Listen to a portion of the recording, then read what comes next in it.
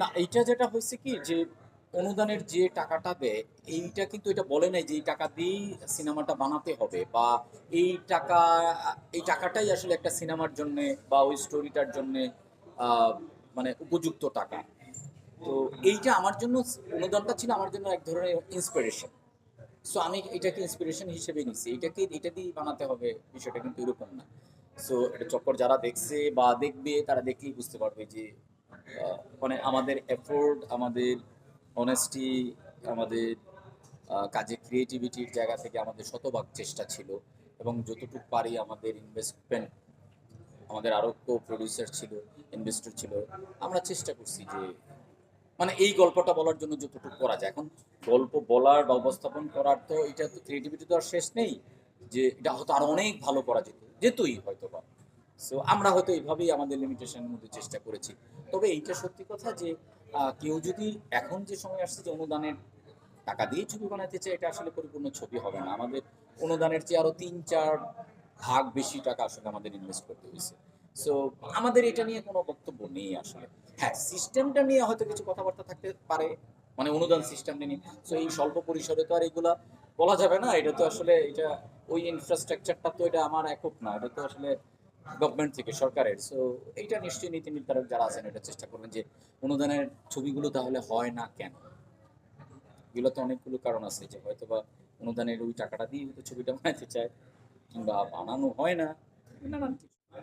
চক্করের পরে আসলে আমার মানে চক্কর 2 নিয়ে, সেকেন্ড পার্ট নিয়ে মোটামুটি যারা চক্কর দেখছেন সবারই একই বক্তব্য যে চক্কর 2 আসুক। আমি এখনো ডিসিশন নেই নাই। সো আমি একটু সময় নিতে চাই আর কি।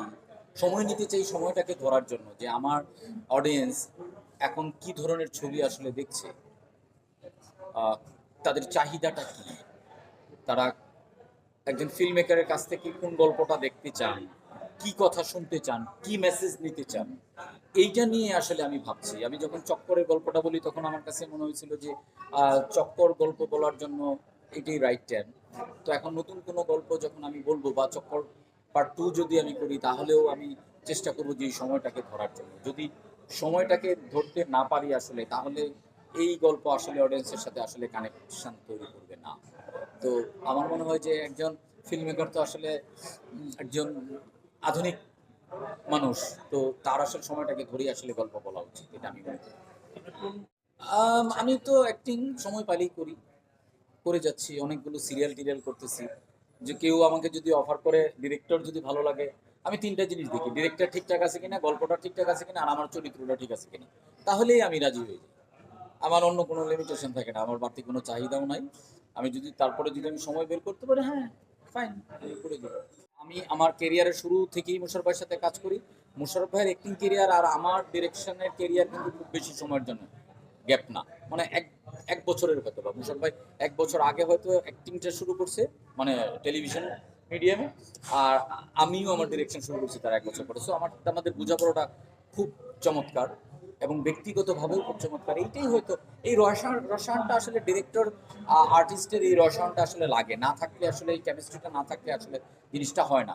আর মুশাররফ ভাই নিজেই অনন্য উচ্চতায় আছে অ্যাজ অ্যান অ্যাক্টর। সো ওইটাতে আমার নতুন করে কিছু করা নাই। আমি আমার চরিত্রকে আসলে অনন্য উচ্চতায় নিতে চাইছি, মুশাররফ করিমকে না। সো ওইটাই আর কি।